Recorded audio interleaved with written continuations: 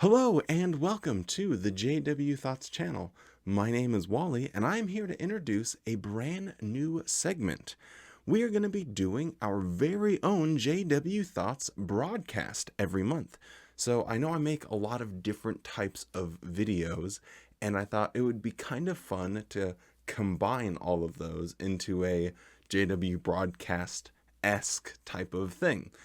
Also, I'm probably going to release each little segment individually as well, just so if people only want to see, one particular thing, some of them might only be like 2 minutes long or 1 minute long. Others might be 30 minutes long, but people can kind of see whatever they really feel like. So to kick off our very first JW Thoughts broadcasting episode, we are going to have Brother Wally Barnett give a very interesting and informative talk about the story of Noah.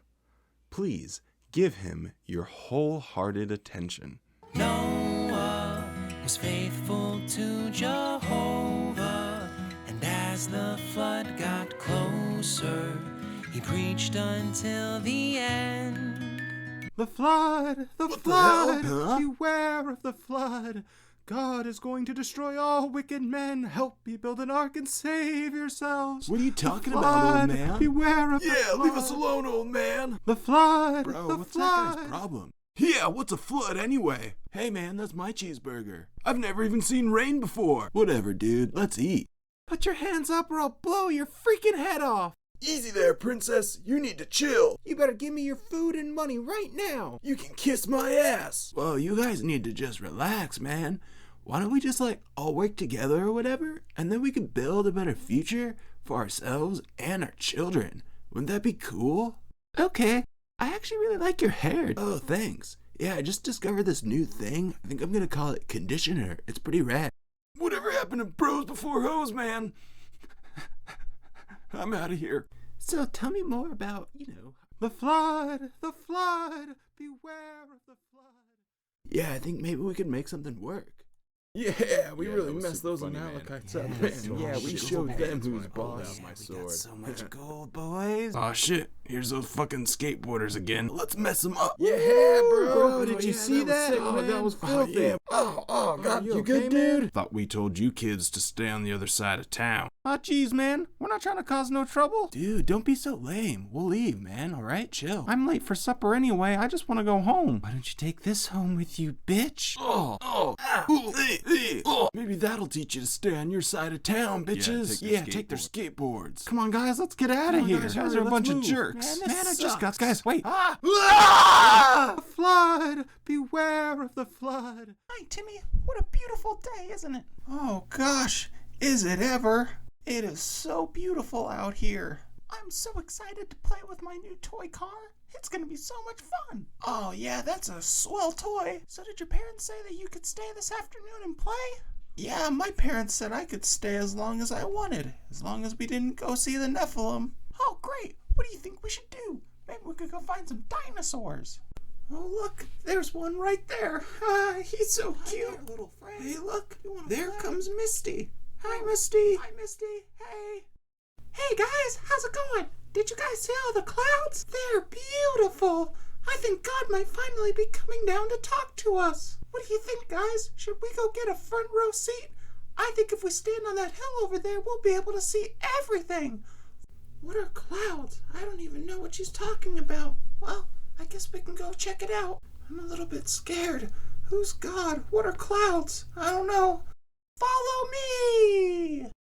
See, guys, didn't I tell you it was gonna be beautiful? Oh, yeah, that is pretty... Oh, geez, man, I don't know. Those clouds look kind of scary. Don't worry, bro. It's gonna be totally fine. I mean, everyone's here. We're having a good time. I don't know, but I finally got my dinosaur. This is rad. I shall wipe mankind out from the face of the earth.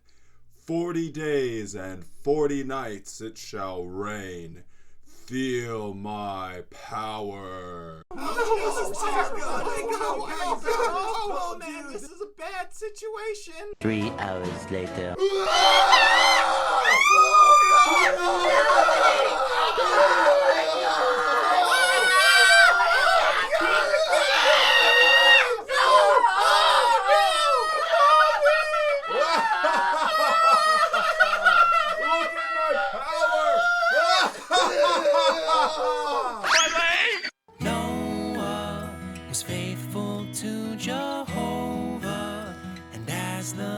flood got closer. Welcome to the JW Thoughts Studio. My name is Wally, and today we're going to talk about the account of Noah. Now, sorry for the terrible production quality on that stop motion animation, whatever you want to call it. Went to the thrift store, had a wacky idea of doing stop motion, and that's where it led me. I tried my best, but if you guys would like to see more of that, then please let me know. I can get better, I promise. The first thing that I want to discuss is the morality of the Noah story. It is exhausting just how many times you see them characterize all of these events as a good and loving thing. And it wasn't until maybe 3 or 4 days of my first, shocking realization that everything wasn't quite as it seems that I really gave a lot of thought into the Noah story. And when I did, I just thought, what a monster God was. What an absolute monster. You're a monster! Just think about the whole story that as it's told in the Bible. God creates Adam and Eve, they sin, they get kicked out of the garden, they start having babies. Then God gets annoyed at humans and he says, oh, they're so violent and there's violence everywhere, their hearts are all bad.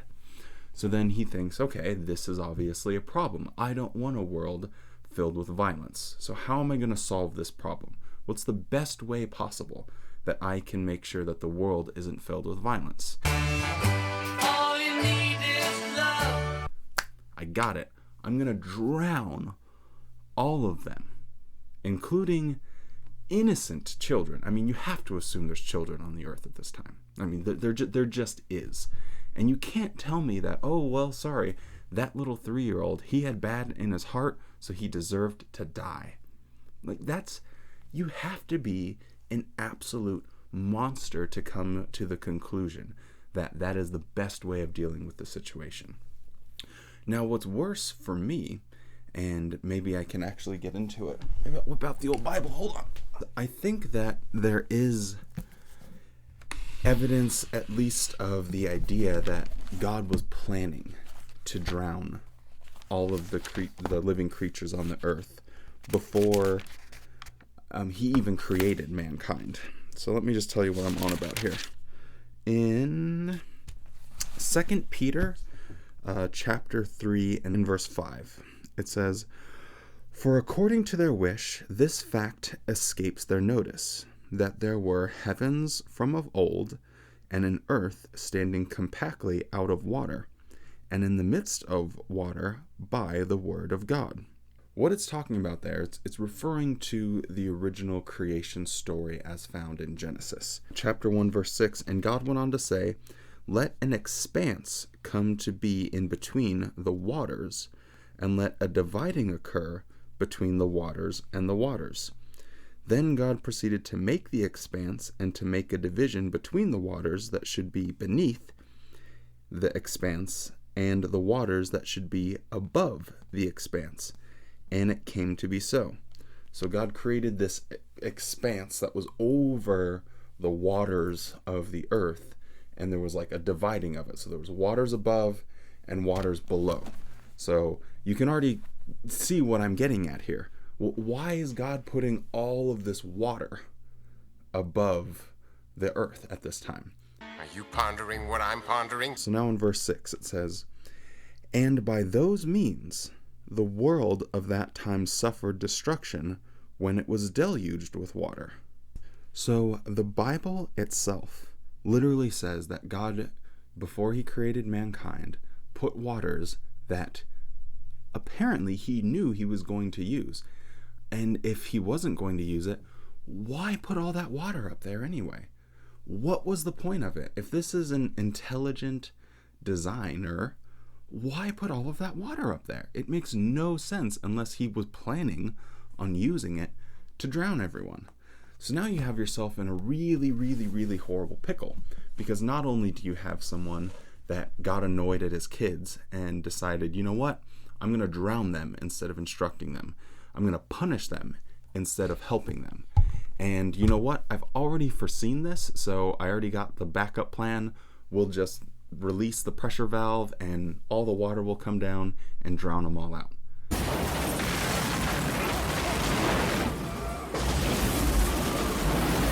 Make sure you put on your tinfoil hats for this one, because this one gets pretty wild. So when I talked about how there was that expanse above, the surface of the earth, this is what the Insight on the Scriptures, Volume 1, page 610, has to say about that. With the deluge, great changes came. For example, the lifespan of humans dropped very rapidly. Some have suggested that prior to the flood, the waters above the expanse shielded out some of the harmful radiation, and that, with the waters gone, cosmic radiation genetically harmful to man increased. However, the Bible is silent on the matter. Incidentally, any changes in radiation would have altered the rate of formation of radioactive carbon-14 to such an extent as to invalidate all radiocarbon dates prior to the flood.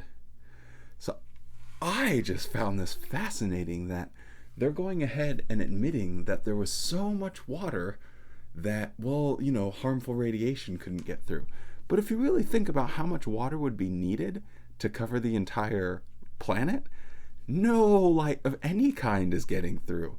And they're going to use this as a way to invalidate carbon dating, but it's not just carbon dating. There's lots of radioactive isotopes that you can use in order to effectively date organic material, but we're not trying to have a Bill Nye episode here, so let's just move right along. But just how interesting that they admit that there's all this water up there, and 2 Peter clearly says that that's how God drowned everybody. It's like you just gotta connect two more dots and you're almost there to saying, wait, this God is a madman. He's an absolute psychopath.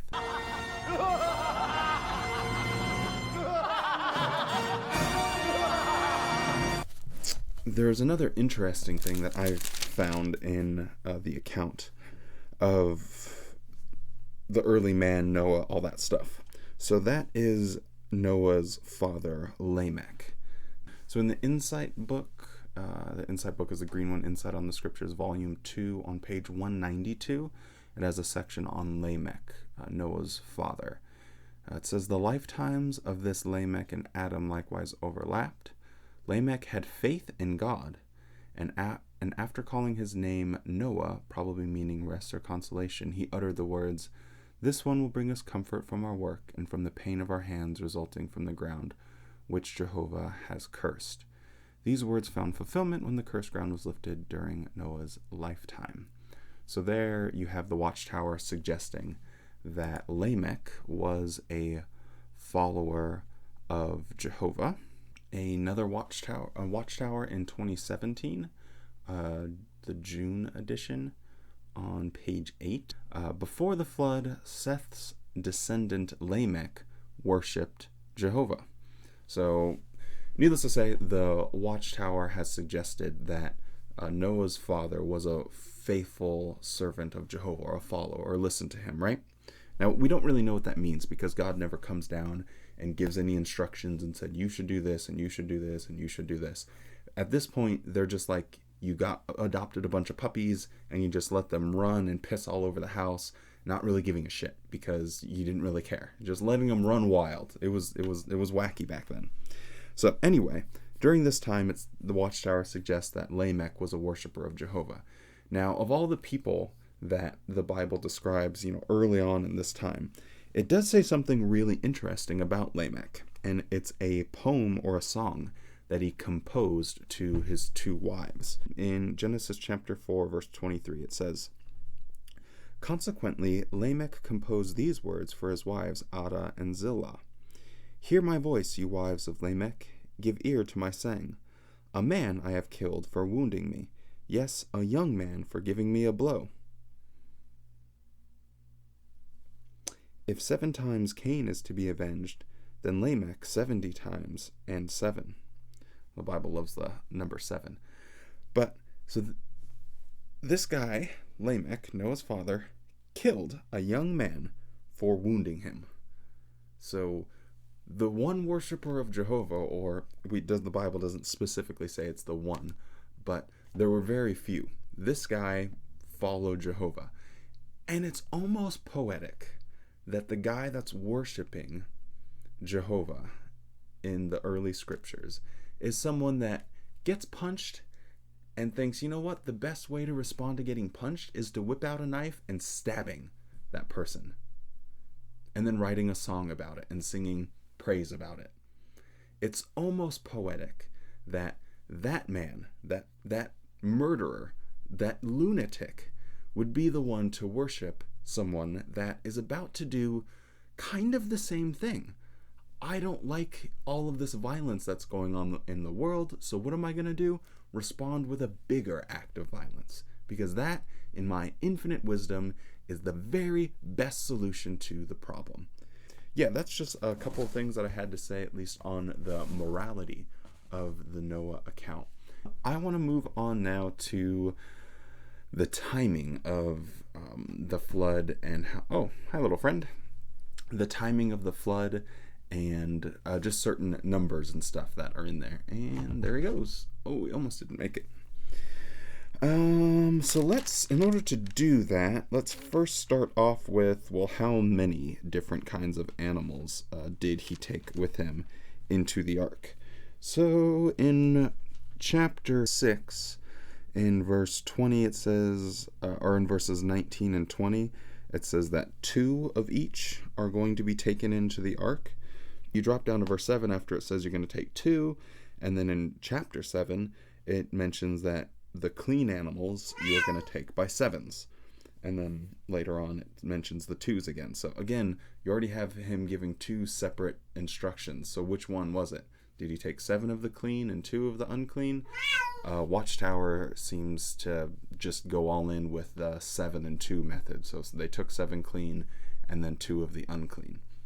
Now when it comes to the timing of everything, you clearly have it said multiple times whenever he's giving him his instructions.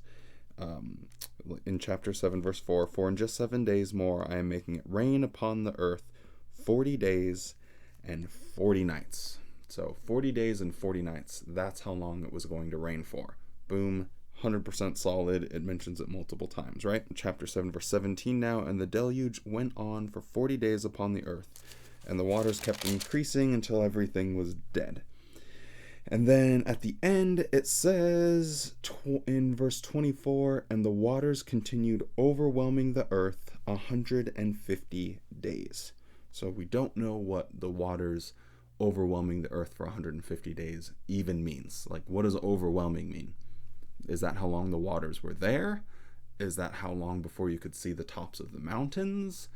Is it how long it rained for? It doesn't really say. Chapter 8, though, the next verse starts with after that. So after the 150 days, God remembered Noah and every wild beast and every domestic animal that was with him in the ark. And God caused a wind to pass over the earth, and the waters began to subside. And the springs of the watery deep and the floodgates of heavens became stopped up, and so the downpour from the heavens was restrained."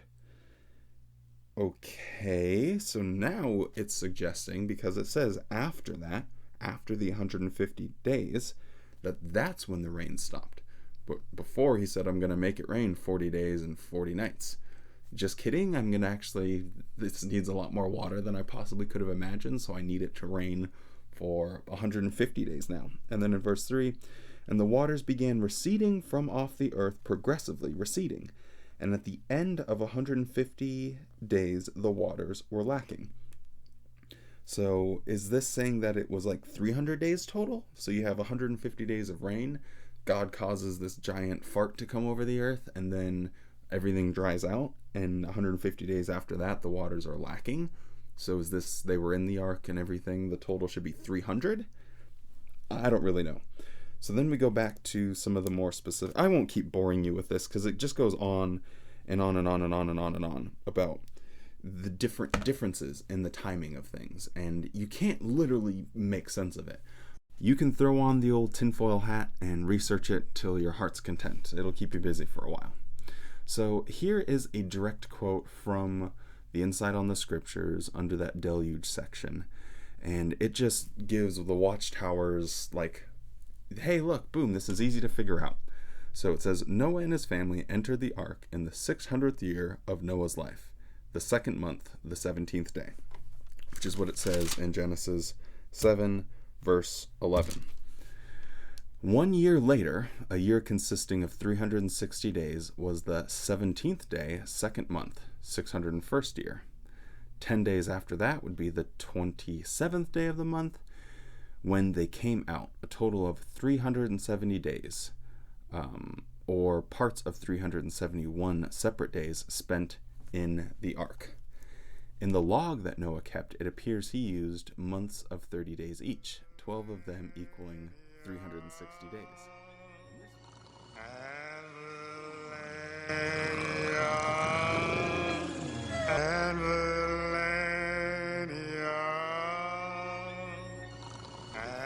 Involved.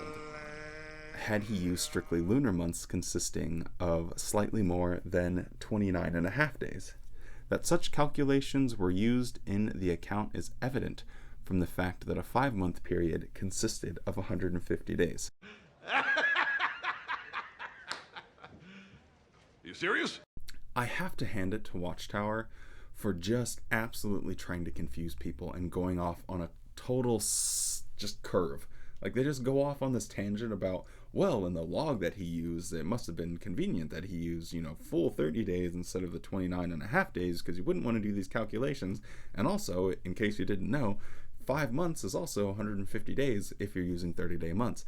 And by the time you get through that, you're just kind of nodding along like, okay, yeah, whatever, this is boring, let's move on.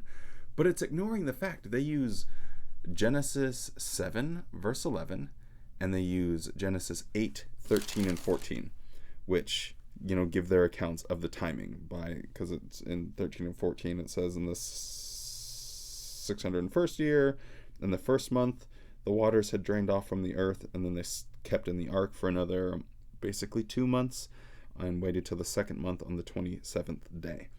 And then they finally left the ark. But that's too simplistic, because there's so many more details in the account of the Bible. You can't just use 2 verses. Or I guess they, credit where credit's due, they also use verses 3 and 4, 8, 3 and 4. But anyway, so they use just like a couple verses to explain the timing of everything. But it's just too simplistic. Like, there's so many more details and conflictions, what kind of word is that? I can't even speak English today. There's so many more conflicts that would need to be resolved if you're going to say that this is a literal account. This is God's accurate timekeeping, and, we need to absolutely trust in this.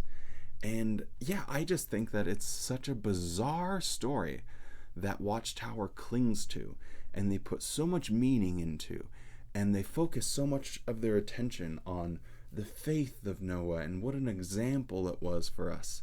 Look, he is a 600-year-old man that had a father who worshipped a god. That god was okay with violence being treated by a greater act of violence, and so he incorporated that in his own life. Noah must have been scared shitless, because he's like, if his dad was a lunatic and the god he worshipped, he must have been scared when God approached him and said, okay, I want you to build an ark. He's like, whoa, crap. Okay, I'm right on it, God. Don't worry. Don't kill me. Because what else would you do if that's the God that your dad worshipped and that was your connection?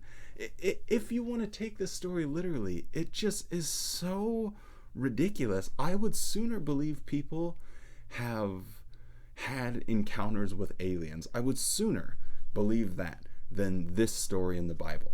Because if you're going to just drop your intellect and you're going to abandon all sense of reason and logic and just say, you know what, it doesn't really matter what is in the Bible, I'm going to believe it, then you can do that with literally anything. And my question is, why are you choosing to do that with someone that murders people just willy-nilly? I mean, literally just murders millions of people in the Bible. hundreds of thousands, I guess. I mean, we can do estimates, but of all of the things you could abandon your logic and reason to, you could do, I'm just going to trust people and love them and be charitable. And, even though some people might take advantage of me and I should be more cautious, I still just want to do good for humanity. So if I'm going to err, I'm going to err on the side of good. No, you're choosing to abandon your reason and your logic to worship someone that's drowning kittens and their children in a bathtub. It's sick. It's absolutely disgusting. I think it's disgusting. Anyway, so another thing I wanted to talk about was the Rainbow Covenant. Imagination.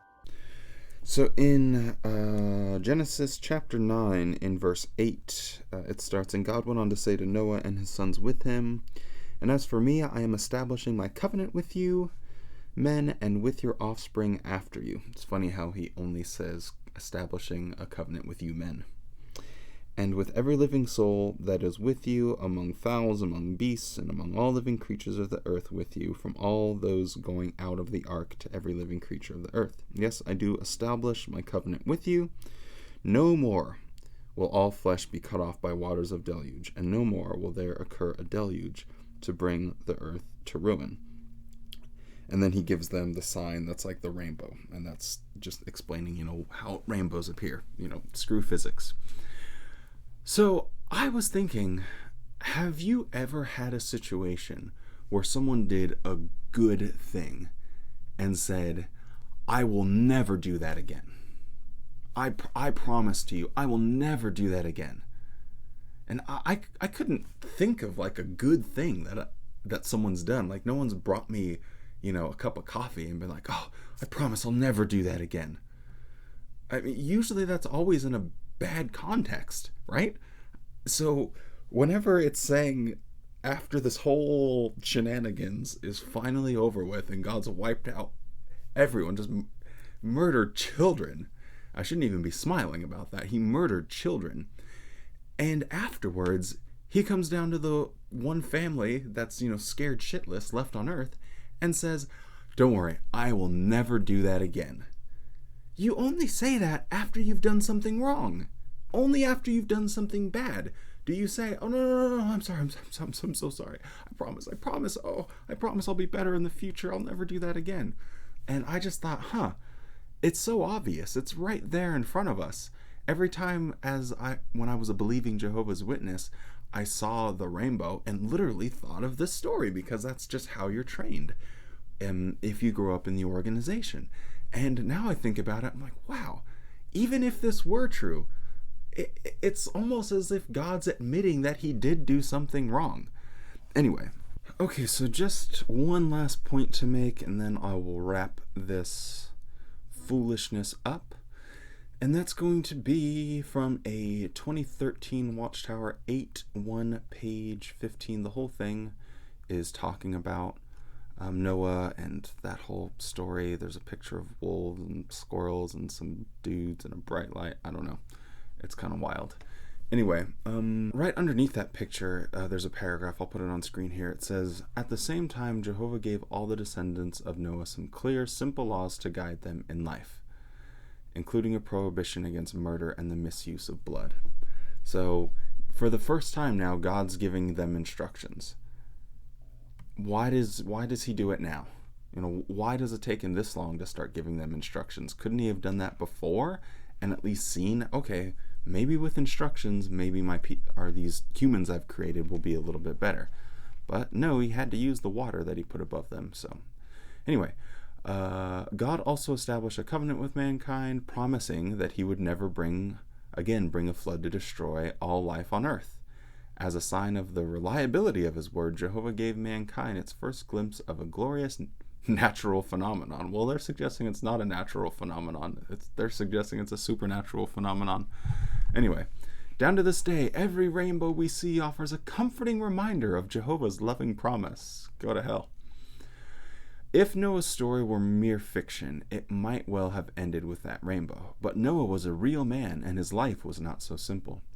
In those days when longevity was the norm, that faithful man had to endure another 350 years, and those centuries brought him a lot of pain. Young fool. Only now, at the end, do you understand? He made a serious mistake when he gave in to drunkenness on one occasion, but that error was compounded when his grandson, Canaan, committed a more serious sin, a sin that brought grim consequences to Canaan's family. It is so interesting to me that they don't actually mention what sin that Canaan committed. Moving right along, Noah lived on long enough to see his descendants fall into such sins as idolatry and violence in the days of Nimrod. On the brighter side, though, Noah got to see his son Shem set a strong example of faith for his family. So after all of this, after everything is over with, God's master plan to try and fix humanity, it was still within Noah's lifetime that they were right back at it again. It didn't accomplish anything. He killed everyone within a generation at that time, right back at it. And then he's like, maybe I should give them some laws. It's like, whoa, what are you thinking? Any child could grasp the concept that, punishment without instruction won't get you anywhere. And that's what he did. So he punished them, then gave them instruction, and they still it just didn't work. And so for everything that the Watchtower has to say about the account of Noah and how it's a great example and a reminder of Jehovah's loving promises and how much he loved mankind by preserving Noah, I don't buy it. I don't like it. And I don't have to think for you. Just think for yourself about it, honestly. Just sit down. If you do take these accounts seriously, if you do believe them to be 100% true, then just sit down with a pen and paper and read through the story. First, make a timeline to see if you can make sense of it. But after that, just ask yourself, what would I do in that situation? Or what would be a better way to do it? Because I promise you'll be able to come up with a better solution than God did. I promise you, there is something better that you could do that is more loving, that is more moral than murdering everyone on the planet. Anyway, thank you. Catch you next time.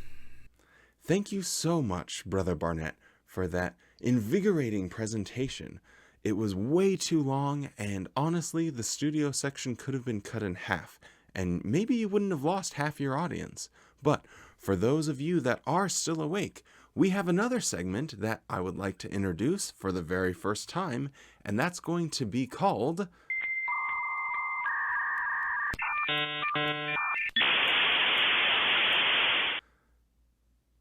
Watchtower Out of Context. I actually did not have a name for this crap. How about we introduce it like this? So next, we are going to have Joel Dellinger, who's going to be giving us a new interpretation of an account that's found in the Gospels. Please give him your undivided attention.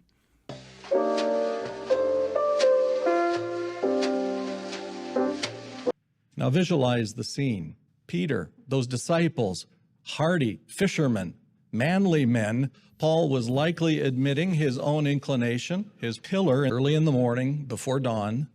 Peter and some of the disciples are struggling on oversized sweatpants, entangled in his own clothing and attire.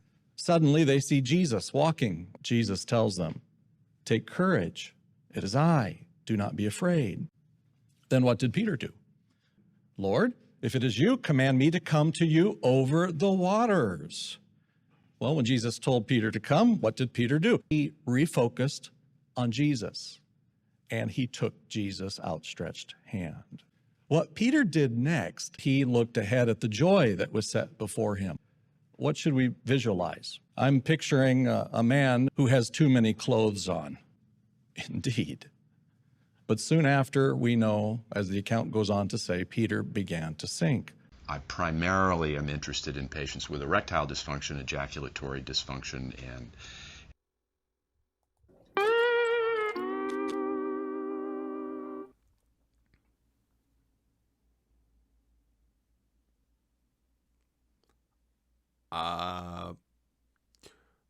Okay. Thank you very much, Joel.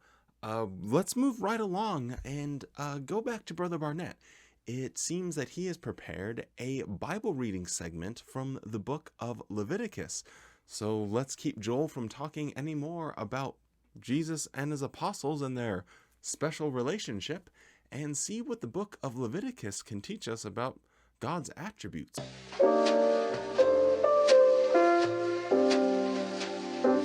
So last time we talked about an Exodus account involving a foreskin, some murder, and Moses' wife. It was pretty wild.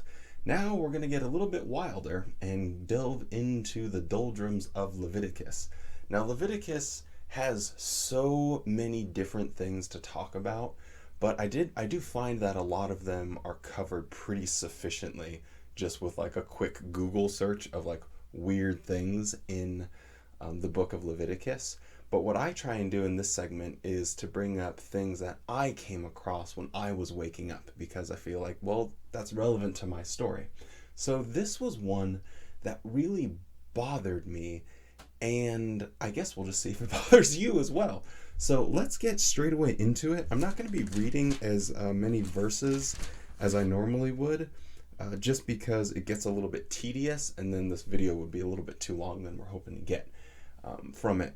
So in Leviticus chapter 18, and then also in Leviticus chapter 20, we have a list of sexual prohibitions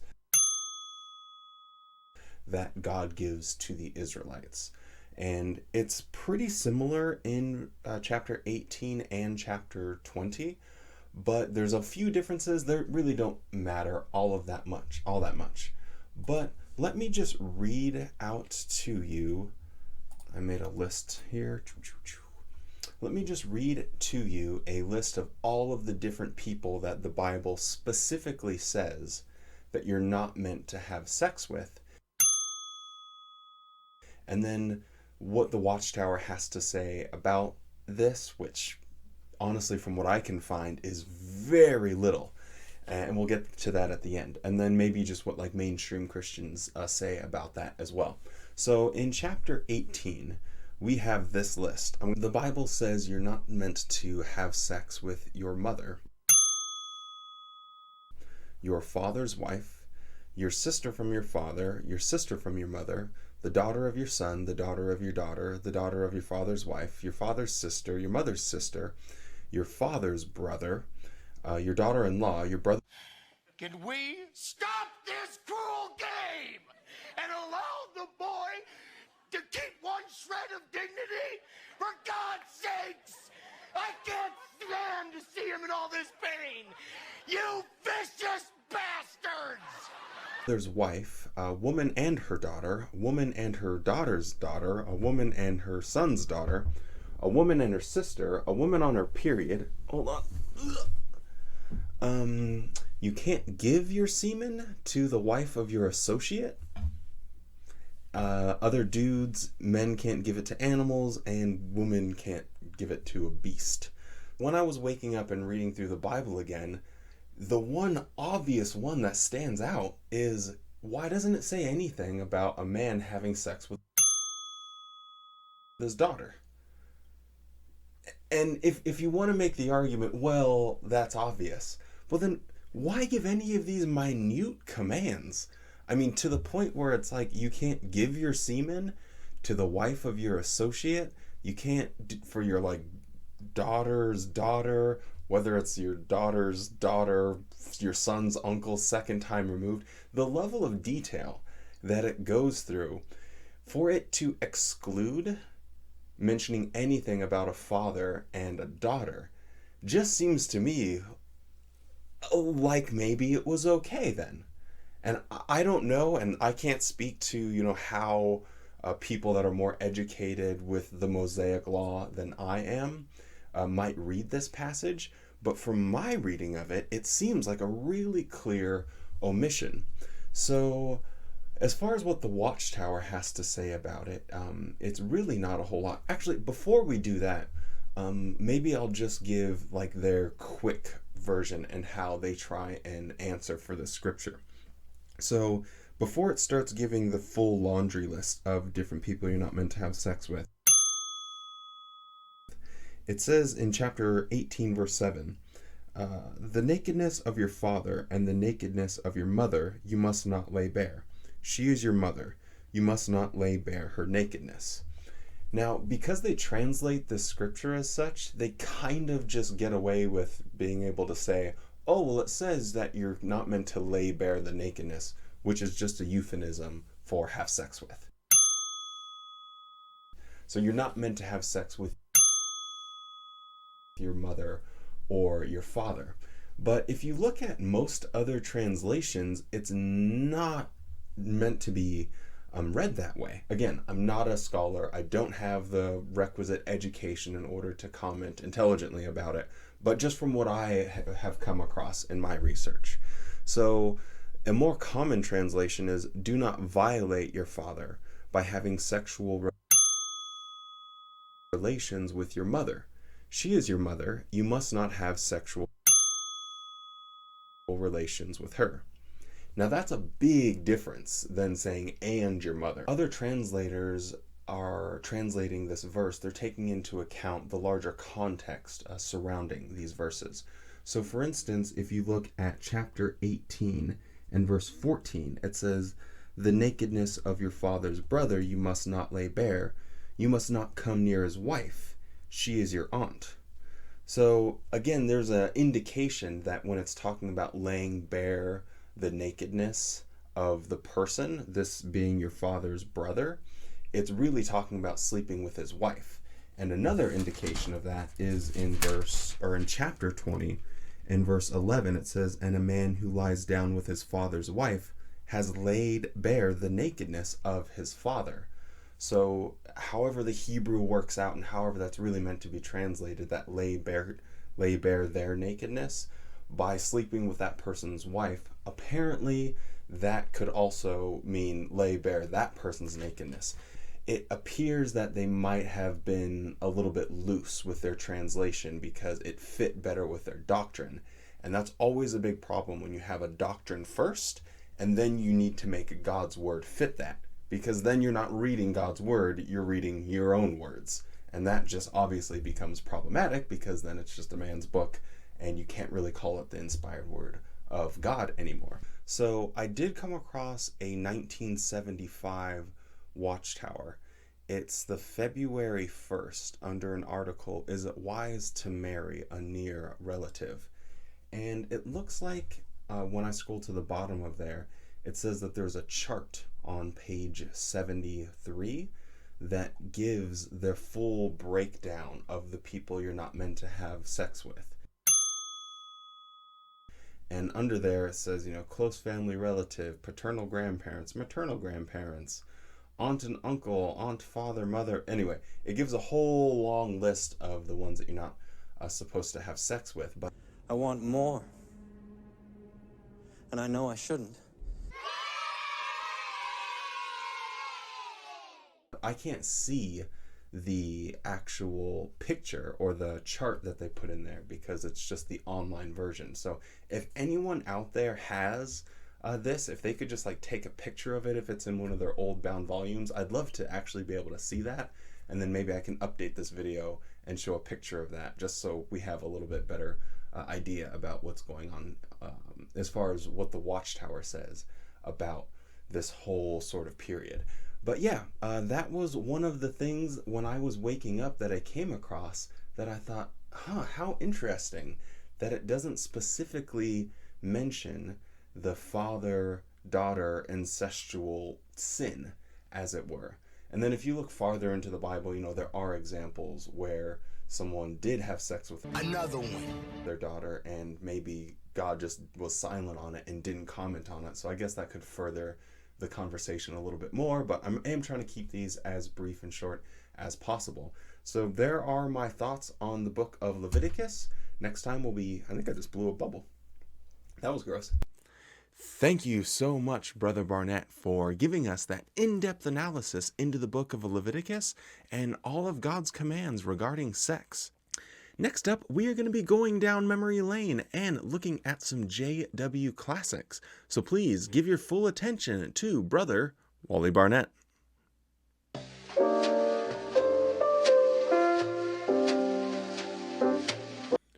Hello and welcome to JW Classics with Wally, where we're going to be looking at some bad fake beards and horrible acting and having a bit of a laugh.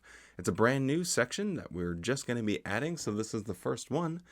I got the idea basically because when I went on jw.org today, I noticed they had under the What's New section, it said warning examples for our day, which is a classic memory from my childhood of one of the original Jehovah's Witness Watchtower productions that they made about the ancient Israelites and everything. So this one is called Warning Examples for Our Day.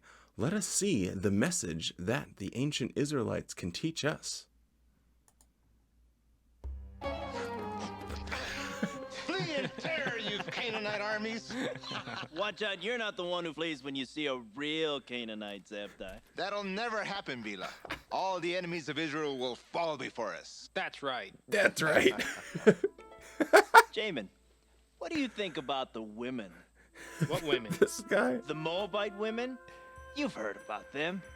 Well, I've heard some women have been approaching our camp during the past few evenings, but I haven't seen them. Well, we haven't either, but there are interesting rumors. Tell me, what have you heard? Well, that they're beautiful, that's what. They're not like our wilderness women. These women are more sophisticated, and I hear they're very friendly. Why do you suppose they come to our camp while their men stay away? Oh, Jamin. That question shows how little you know about women. Oh, the expert. The reason's obvious. Everyone's heard how we defeated the Amorites, whose forces were far superior to our own. Sihon and Og were powerful kings, yet we easily defeated them. The Canaanites are terrified of us. As I see it, these women are curious. They're interested in real men. Yeah, big man. Strong, courageous, valiant. And here we are. It was Abdai. It was Jehovah who gave us the victory. Shut up, nerd. Maybe so, but we're the ones who did the fighting. We're invincible. Look, here comes your cousin Zimri. They say he's Oh, look at the chest hair. May you have peace, my brother. Yeah. Peace, brother. Hello, Zimri. We were just talking about the Moabite women. I've heard you met them. Tell us about them. So you're interested in our new neighbors. Tell me, what will you pay for this information? Tell us everything, Zimri. We'll give you whatever you want. Our most valuable possession.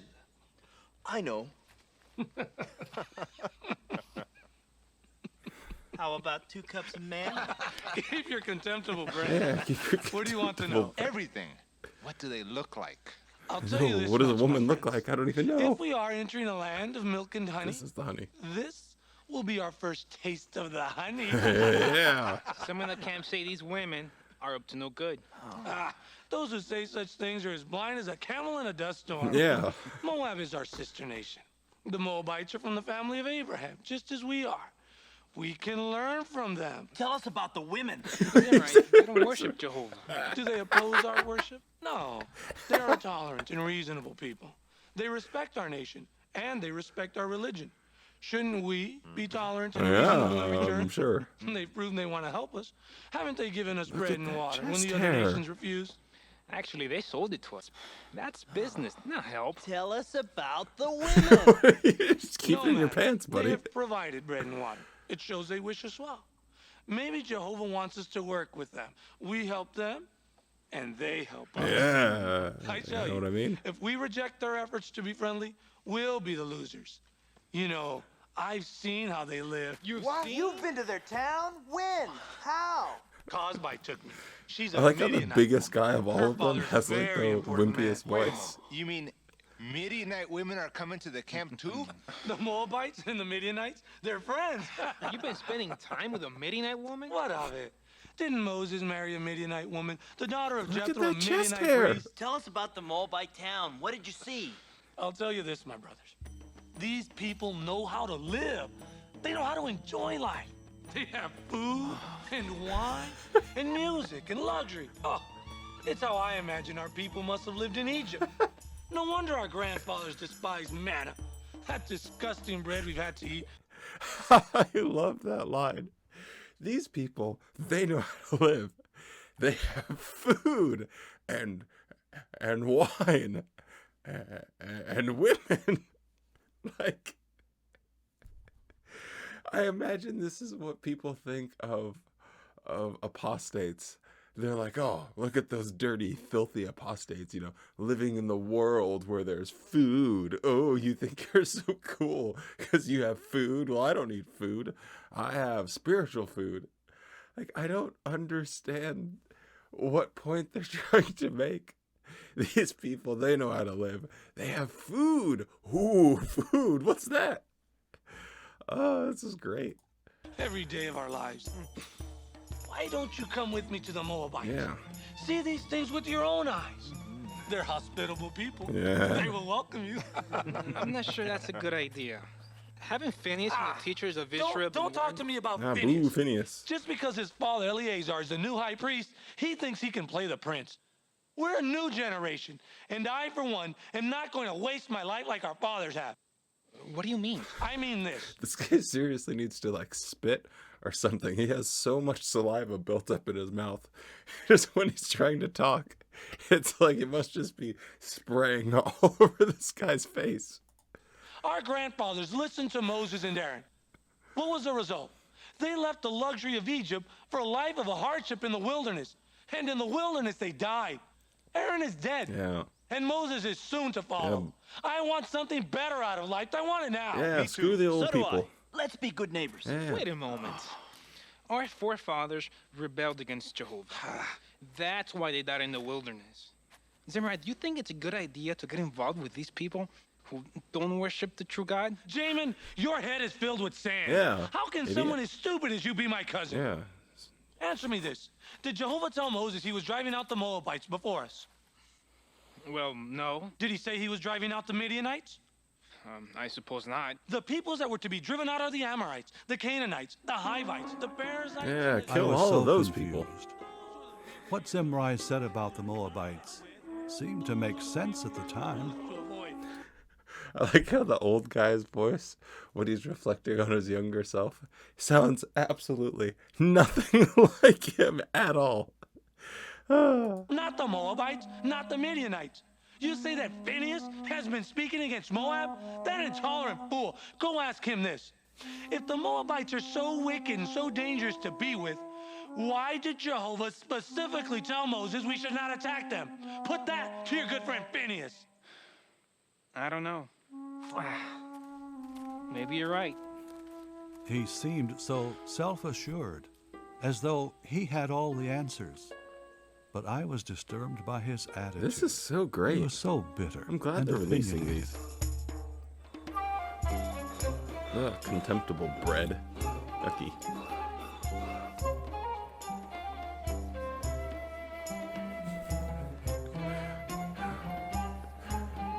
The good women at home making I knew bread, that Zimri a smile didn't on really their expect face. me to go to Phineas, but that's what I decided to do.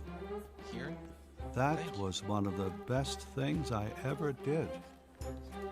It probably saved my life. I wonder where I got the hemp for that rope. Excuse me. Phineas? Could I speak with you? Of course, young man. Please, sit down.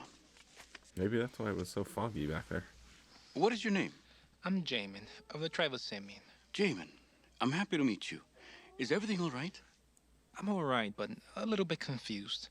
Since you're a priest, a teacher in Israel, I was wondering if you can help me. What is it? Well, I was wondering how you felt about the Moabites. What do you mean? I was thinking about why Jehovah told Moses we should not fight against them. Do you think God wants us to become their friends?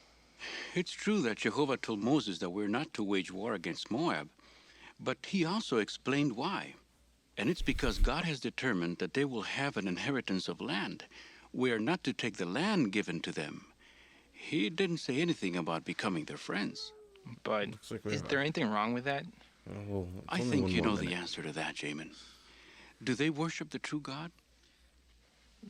No, they have their own gods. Do they live by the high standards contained in the law given to our nation 40 years ago? No.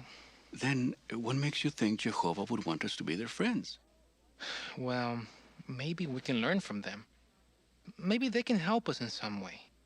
And maybe we can help them learn about Jehovah. We'll have to wait and see how Jehovah directs matters, Jamin. However, when it comes to choosing who are going to become our friends, we need to be careful. It's true that Moab is not among the nations that we were directed to act against, yet the Moabites worship Baal, the same pagan god that the Canaanites worship. Jehovah has clearly warned us that if we seek the friendship of the peoples of this land, we risk becoming corrupted by their false worship. Well, that ends the JW Classics clip. I hope you all enjoyed a little trip down nostalgia's road. For anyone that hasn't seen those videos before, congratulations. If you thought the current Watchtower videos were terrible, this is what I grew up with. This was the quality that I learned. Man, I was just about to say, but anyway. A big thanks to Brother Barnett for enduring that awful video by the Watchtower, but somebody had to do it, and we thank you for taking one for the team. Well, that is going to conclude our very first ever episode of the JW Thoughts Broadcasting. Please be sure to stay tuned in next month, and we'll have a new set of wild props, shitty acting, and weird sex talk. I'm sure it'll crop up at some point. Thank you so much for watching, and good night, everybody. God, that was so bad.